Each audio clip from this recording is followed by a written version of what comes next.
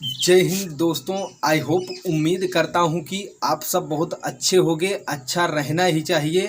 तो आज बात करेंगे खान सर के बारे में, जो कि हमारे भारत देश के बहुत अच्छे टीचर हैं पढ़ाने में। अगर आपको समझना दिमाग में नहीं आ रहा होगा, ऐसे समझा देंगे कि आपके दिमाग के अंदर बहुत बढ़िया तरीके से बैठ जाएगा। जो कि हमारे भारत देश के सैनिक जो सियाचिन ग्लेशियर में लगे रहते थे, तो वहाँ पर चीन से कुछ विवाद हो गया था गलवान घाटी में चीन के। तो उसी के हिसाब से खान सर समझाएंगे आप सबको मोटिवेशनल वीडियो, और वीडियो को अंत तक बने रहिएगा। वीडियो आप सबको बहुत अच्छा लगेगा और दिमाग के अंदर बहुत बढ़िया तरीके से बैठ जाएगा। तो ध्यान से सुनिएगा। जय हिंद। देखिए, चीन के राष्ट्रपति को लगता था कि वो गलवान के एरिया में घुस जाएंगे और भारत पे दादागिरी दिखा के वो चले जाएंगे और भारत चुपचाप बर्दाश्त कर लेगा। उन्हें लग रहा था ये 1962 का भारत है, लेकिन ये तो 2020 का है। यहाँ मोदी जी उसका छक्का छुड़ा दिए। अभी वो बेचारा परेशान है कि हम कहाँ जाके फंस गए। एक के बाद एक बेचारे को टेंशन देखने को मिल रहा है गलवान वाले एरिया में। चीन ने तो पहले ये प्रोपेगेंडा फैलाया और माइक से बताया कि भारतीय सैनिक आप चले जाइए, ठंड का दिन आएगा तो आप यहाँ नहीं रह पाएंगे, आपको ऊंचाई सह नहीं पाएंगे। जबकि भारतीय सैनिकों को तो सहने की आदत थी ऊंचाई। उल्टे हुआ उल्टा, और चाइना के सैनिक ठंड से मर गया था। अब तक 40-42 सैनिक चाइना के ठंडा से मर गया था। और बेचारा चाइना वाला परेशान है कि भारतीयों को क्यों नहीं कुछ हो रहा है। जबकि भारतीय सैनिकों को तो 1984 से ही और से एक लंबे अरसे से सियाचिन जैसे ठंडे दुर्गम में एवं ऊंचाई पर लड़ने का आदत है। भारतीय सैनिक आधा धंस के भी बर्फ में आराम से ड्यूटी करते हैं। ड्यूटी करना छोड़िए, हम लोग तो 1984 जब टेक्नोलॉजी नहीं रहता तब तो पाकिस्तान को हराए थे ऑपरेशन मेघदूत के द्वारा। तो भारत को एक लंबा अनुभव है, लेकिन चाइनीजों के लिए ये चीज़ एकदम नया है। उन्हें समझ में नहीं आ रहा है, तो उनके लिए गले की हड्डी बन गई है। चाइनीज सब का ये हाल हो गया है कि अपने साथ एगो सियार लेके घूम रहा है। सब आगे सियार को चला रहा है कि कहीं बर्फ बर्फ होगा तो सियार धंस जाएगा, हम लोग बच जाएंगे। बताइए, इतना डर गया सब। चाइनीजों में ये डर खत्म करने के लिए चाइना की सेना ने आदेश दिया है कि सुबह दोपहर शाम 3 टाइम अपना राष्ट्रीय गान गाओ, चाओ माओ जो गाता है सब, ताकि थोड़ा उत्साह बढ़े। और भारतीयों को देखो कैसे डट के खड़े हैं, सो आधा बर्फ में धंस के, सो सियार लेके घूम रहा है। इन लोग को समझ में नहीं आ रहा, इनका प्रोपेगेंडा अब चलेगा भारत के ऊपर। देखिए, जो पैंगसो लेक है उसमें अगर ये रेड वाला एरिया देखेंगे तो ये चाइना का एरिया है। ये फिंगर 4 है जो उस साइड में चाइना यहाँ पे कब्जा करके बैठा है, और ये रेड वाला एरिया यहाँ टैंक लगाया है। भारत ने होशियारी किया कि ब्लैक टॉप पर्वत, जिसके हम पहले ही वीडियो बना दिए हैं, ये ग्रीन वाले एरिया पे भारत ने अपने लगा दिए हैं टैंक्स वगैरह सब कुछ। अब ये बहुत ज्यादा हाइट पर है, हाइट से हम लोग यहाँ आराम से देख सकते हैं, इसको भी देख सकते हैं। तो यहाँ पे आराम से देख सकते हैं। और भारत ने अपने टैंक्स को पीछे लगा के रखा है, जिससे कोई प्रॉब्लम नहीं हो रहा है। अब वहां से चाइनीज हमको बैनर पे लिख के दिखा रहा है सब कि तुम किस एरिया में हो, चाइना के एरिया में हो। तो पहले भारतीयों को दिखाते थे, अब भारत वाले दिखा रहे हैं सब कि भाई तुम चाइना के एरिया में नहीं, तुम इंडिया के एरिया में हो। तो ये फर्स्ट टाइम ऐसे हुआ है कि अब भारत वाला बैनर दिखा रहा है। यहाँ भारत वाले एक गलती कर रहा है सर। भारतीय सेना को दिखाना चाहिए ना कि आप तिब्बत देश में हो, तो इससे एक और दिक्कत हो जाता है भाई, उनको दिमाग खराब हो जाता है वहां पर कि भाई ये सभी तिब्बत का मामला कहाँ से उठा रहा है, क्योंकि धीरे धीरे तो तिब्बत के। लेकिन भारत ऐसा क्यों नहीं कर रहा है, क्योंकि एक्चुअली वो तो भारत का एरिया है, तिब्बत का तो है नहीं। तो भारत ने तो वहाँ तिब्बती फौज को भी लगा दिया था वहाँ पर। अब ये जो झील है, चाइना ने इस झील में टैंक्स लगाने चालू किए। कोई ऐसे टैंक होते हैं, एम्फीबियन टैंक कहा जाता है, ये पानी में भी चल जाते हैं, जमीन पे भी चल जाते हैं। तो भारत ने भी यहाँ पे एम्फीबियन टैंक उतार दिया। इससे खतरनाक चाइना का बुखार उतारने के लिए भारत ने मार्कोव्स कमांडो को लगा दिया। अरे भाई साहब, ये कमांडो इतने खतरनाक होते हैं कि अपने साथ ये ऑक्सीजन सिलेंडर वगैरह सब रखे रहते हैं सर। ये पानी के अंदर चला जाता है सर। भारत के पास कई तरह के कमांडो है, जैसे आर्मी के पास NSG कमांडो है सब, पारा कमांडो है सब, एयरफोर्स के पास गरुड़ कमांडो है सब, और नेवी के पास मार्कोव्स कमांडो है सब। ये पानी में, ठंड में, जंगल में, गुरिल्ला लड़ाई में पूरे मजे खिलाड़ी होते हैं सब। पानी में सब कब निकलता है सब पता नहीं चलता है। अब चाइनीज सैनिकों को यहाँ ड्यूटी करने में डर लग रहा है कि पानी तो शांत है, और कब इस शांत पानी में से भूत निकलेगा सब, कोई ठीक नहीं है, भूत बना के चला जाएगा सब। ये मार्कोव्स वालों को अब चाइनीज परेशान है सब, वहां से अब भागने की कोशिश कर रहे थे। भारत के लिए ना तोरा बढ़िया से भी समझाएंगे, तो हमारा बार बार 1962 समझ के बैठल है। चाइनीज बार बार गलती करते थे सर, घुस जाते थे, कहते थे कि तुम्हारा एरिया है। तो भारत ने इस बार व्यवस्थित कर दिया। क्या किया वहाँ पे, इस तरह फेंसिंग बिछा दिया, तार बिछा दिया और कहा कि ओनिए रहना, और तार के अगर इधर आए ना तो तुम्हारे अब्बा खड़े हैं लोग इधर, बाबूजी तो रहे यहाँ पे, ढूंढ देगा तुम यहाँ पे। अब नहीं कहना कि गलती से आ गए थे, वापस जाओ वापस जाओ। बहुत अच्छा काम किया। और अगर भारत ने ये काम पहले किया रहता तो इन आज कुत्तों को ये हिम्मत नहीं हुई रहती कि भारत में घुस के कहते सब कि ये चाइना के एरिया। खैर कोई बात नहीं, देर से सही लेकिन जागे तो सही। तो भारत को सोचता है कि अब जितने भी पाकिस्तान और चाइना वाले बॉर्डर है, अब तो नेपाल वाले बॉर्डर के साथ भी फेंसिंग कर दो सर, ना तो ये सब बार बार कोसते रहेगा सब कि हमारा एरिया है, हमारा एरिया है। चाइना ने भारत को डराने के लिए मिसाइलों का तांडव दिखाने लगा। उसने भारत के सीमा पर मिसाइलें लगा दी यहाँ पे और बताया कि ये भाई बहुत खतरनाक मिसाइल है, इससे एयर डिफेंस हो जाएगा, हिंदुस्तान की जहाज कुछ नहीं कर पाएगी। तब तक इसरो के सैटेलाइट ने ऊपर से इमेज कैप्चर किया तो पता चल गया भाई इसके पास जो है ना, ये इसके पास रिमोट सेंसिंग सैटेलाइट है, ये इंफ्रारेड अपर्चर पे काम करता है। इसने पकड़ लिया कि भाई इसके अंदर तो खोखला है। तो पता चला अरे भाई साहब डरवाने के लिए नकली मिसाइल लगाया था। अब तो चीन का छींचा लेदर हो गया। अरे भाई साहब तू नकली मिसाइल लगाया, अब तू असली भी लगाएगा तो कोई नहीं डरने वाला है। चीन अपनी सेना को गरिया रहा है, रे चोटा कहीं का, नकलिका के बीच में कुछ कुछ असलियों तो रखला रहता, तू तो पूरा का पूरा नकली सजा के रख दिया। वैसे भी आपको जानते हैं चाइनीज सामान आधा तो नकली होता है, तो जरा पेंट पॉलिश करके ओकरे बना देना रहता है।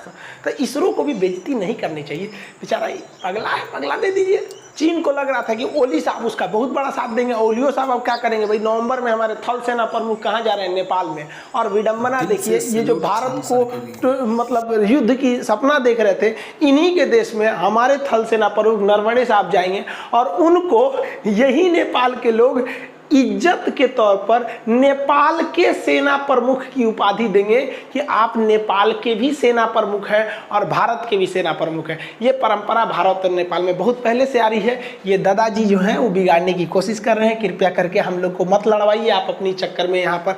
और हम लोग भी नेपाल के जो सेना प्रमुख होते हैं थापा साहब, इन लोग को हम लोग भी ऑनररी इज्जत के रूप में देते हैं कि आप भी भारत के सेना प्रमुख हैं। यानी इतना अच्छा संबंध को ये भाई साहब बिगाड़ने पर लगा हुआ है। हद है भाई साहब, ये गजब है। इतिहास में इसको पढ़ाया जाएगा कि एक ऐसा भी प्रधानमंत्री था। हमारे यहाँ एक टोइसे को मामा थे, नाम था उनका कंस मामा, आपको तो पता होगा।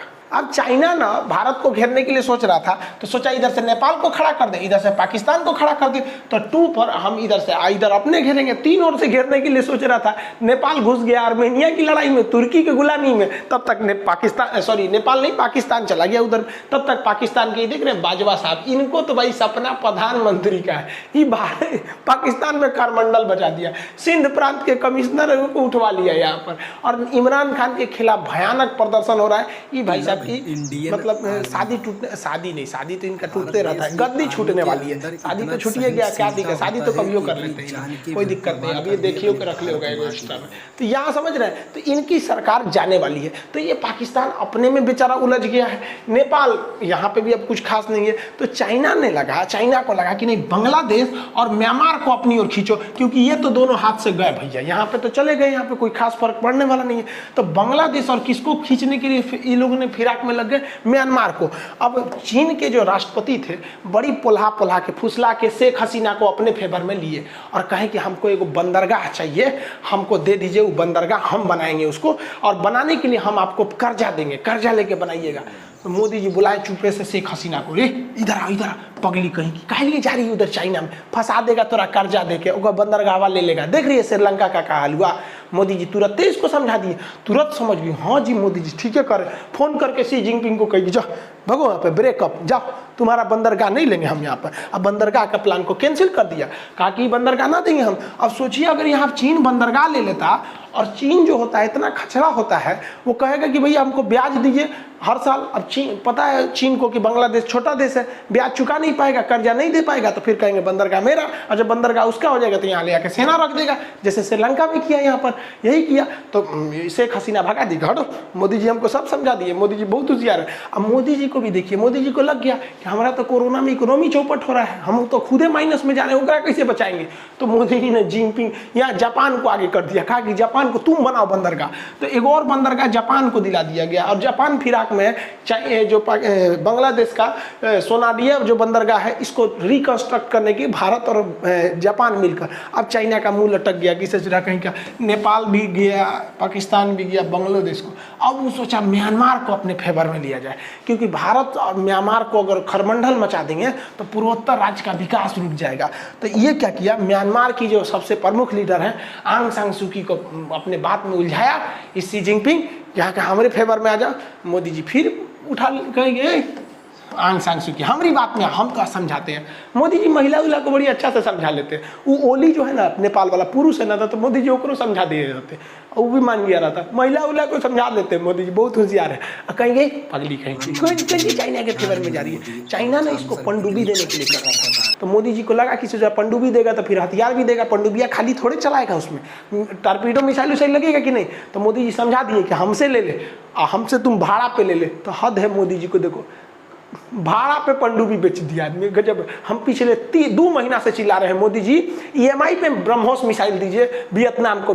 अब वो भी जवान सुन लेंगे, हमारा बहुत बात ही मान लिए हैं, अब कुछ बतिया नहीं माने हैं, तो भाड़ा पे दे दिए। अच्छा काम किए कि नहीं किया, बहुत अच्छा काम किया मोदी जी, भाड़ा पे पनडुब्बी दे दिए। यो सोच रहा होगा कि हद है भाई साहब, दुश्मनी ऐसे निकाला जाता है, भाड़ा पे हथियार दे दिया है। ये पनडुब्बी बड़ी खतरनाक है, इसका नाम है INS सिंधुवीर है।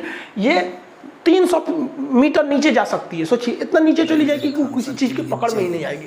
और इसकी स्पीड लगभग 18 नॉट रहेगी, मतलब लगभग मान के चलिए 30 किलोमीटर 30 के स्पीड से चलेगी। तो पानी के अंदर 30 का स्पीड बहुत होता है, और ये 45 दिन तक अंदर ही रह सकती है, इतना खतरनाक है ये पनडुब्बी। और ये अंदर मिसाइल मार सकती है, देखिए पानी के अंदर मिसाइल मार देगी जो ससुर यहाँ पे। अब भारत में किसको भाड़ा पे दे दिया, म्यांमार को दे दिया, तो भाड़ा पे दिया है तो पैसा भी आएगा। अब भाई मिसाइलवा भारत से ना खरीदेगा, इसको दूसर का मिसाइल में लगबे नहीं करेगा। अब आप कहेंगे दूसर का चीज़ दूसर में लगेगा। यहाँ पे अब मान लीजिए इसे आईफोन का मोबाइल लेते हैं, मैं कहिएगा सैमसंग का चार्जर घुसबे नहीं करेगा भाई, जिसका लिए है उसी का ना चलेगा। इसमें मिसाइल के अलावा इसमें तारपीडो भी लगाए जाएंगे। भाई तारपीडो किसे कहते हैं, मिसाइल तो बाहर निकल के मारती है, तारपीडो पनडुब्बी के अंदर मार देती है, अंदर जाके दूसरे जहाज का पेंदी फोड़ देती है, डूब जाता है। तो म्यांमार को ये भी दे दिया गया। पनडुब्बियाँ जो होती है ना, पेरिस्कोप की मदद से बाहर देख लेती है सब। जैसे ये दिख रहे हैं पनडुब्बी के अंदर का, ये पेरिस्कोप से भाई देख रहा है, ये पेरिस्कोप थोड़ा सा बाहर निकला रहता है, और बाहर से देख के दुश्मन की जहाज़ों पे निशाना लगाकर और तारपीडो से हमला कर दिया जाता है। इसका सबसे भयानक उपयोग किया था द्वितीय विश्व युद्ध में हिटलर ने। अमेरिका की तो ज़्यादातर जहाज़ों को ध्वस्त कर दिया था, इतना भयानक ध्वस्त किया था कि अमेरिका ने आदेश दिया था कि सारी जहाज़ें ग्रुप में चले सब, नहीं तो मार के गिरा दे रहा है। तो अब वो ग्रुप में खोज के मार के गिरा देता था कि कौन मेन जहाज़ है, जर्मनी मार के गिरा देता था। तो पनडुब्बियों को हम साइलेंट किलर के नाम से जानते हैं, लेकिन इसकी खराबी क्या होती है, इसमें जगह बहुत कम होता है। देखिए कितना कंजस्टेड है, ये हरा रंग का देख रहे हैं ना, ये मिसाइल है, यही तारपीडो है, पानी के अंदर चलता है, ये भी तारपीडो है, ये सब तारपीडो है। तो उसके बीच में खाली जगह है, भाई लोग योगा कर रहे हैं, जरूरी है आप लोग स्वस्थ रहने के लिए, क्योंकि पानी के अंदर रहते हैं। आप देखेंगे कितना कंजस्टेड एरिया रहता है, इसमें बेचारे सोए रहते हैं सब फौजी, यहाँ पे इतना कंजस्टेड एरिया में पनडुब्बी में सोए रहते हैं। अगर आप ध्यान से देखेंगे तो ये लोग डाइनिंग टेबल पे खाना खा रहे हैं, लेकिन ऊपर देखिए यहाँ पर ये सब देख रहे हैं ऑपरेशन थिएटर है। इसी पर अगर किसी फौजी की तबीयत खराब होती है तो इसी पे भी लेटा कर उसे मतलब ऑपरेशन वगैरह जो भी करना होता है करते हैं, उसी पे ये लोग खाना खाते हैं। इतना कंजस्टेड जगह होता है, अतः इसको बनाना बहुत कंजस्टेड होता है, बहुत बड़ी टेक्नोलॉजी चाहिए। तो भारत फ्रांस की मदद से भी अभी और कई ठो स्कॉर्पियन क्लास की पनडुब्बियों को बना रहा है। हालांकि जब पनडुब्बी का अलग से वीडियो बताएंगे तो उसमें बताएंगे किलो क्लास की पनडुब्बी, स्कॉर्पियन पनडुब्बी, डीजल इलेक्ट्रॉनिक पनडुब्बियों में क्या अंतर होते हैं और कैसे काम करते हैं। देखिए कितना कंजस्टेड रहेगा, आगे तारपीडो रहेगा, इधर से मिसाइल रहते हैं सर, इसके कई कंपार्टमेंट बनाए जाते हैं, बहुत ही कंजस्टेड रहता है, पीछे प्रोपेलर होते हैं, ये सारी चीज़ें बहुत ही ज़्यादा कंजस्टेड हो जाती है। तो भारत के पास ये टेक्नोलॉजी है। अब भारत के पास एक ये भी तो मौका है कि दूसरे देशों को भी अब भारत पनडुब्बियों को बेच सकता है, लीज पे भी दे सकता है, ताकि चाइना के दुश्मनों को समझ में आए। तो भारत को ये सब काम और भी करना चाहिए आसियान देशों के साथ, खास करके फिलीपीन, सिंगापुर या फिर वियतनाम, ताइवान के साथ भी ऐसे डील्स को करना चाहिए। ये तो भारत के पक्ष में रहा। अब चाइना परेशान है कि सोच रहे हम गलवान में क्या घुसे, ही तो हमारा इंडिया वाला सब पूरा एशिया दौरा हमसे दुश्मनी ले रहा है सर। तो चाइना को भी सबक सिखाना जरूरी था, लेकिन चाइना ने एक खतरनाक गेम खेल दिया आसियान में। उसने वहां पर कंबोडिया के नीचे एक युद्ध के लिए एक तो तत्कालिक नौसेना का बेस ले लिया। लेकिन भारत के पास की भी उसका काट है, इसको हम लोग कभी नेक्स्ट वीडियो में चर्चा करेंगे कि उस जो नेवल बेस लिया गया है उसका भारत किस तरह से काउंटर कर सकता है। मिलेंगे नेक्स्ट वीडियो में। जय हिंद। आई होप उम्मीद करता हूँ कि आप सबको वीडियो बहुत अच्छा लगा हो। तो हमारे यूट्यूब चैनल पे अगर नए हों तो चैनल को सब्सक्राइब कर शेयर ज़रूर कर दें, ताकि इंटरेस्टिंग वीडियो आपको मिलता रहे। तो मिलते हैं नेक्स्ट वीडियो में, तब तक के लिए जय हिंद जय भारत।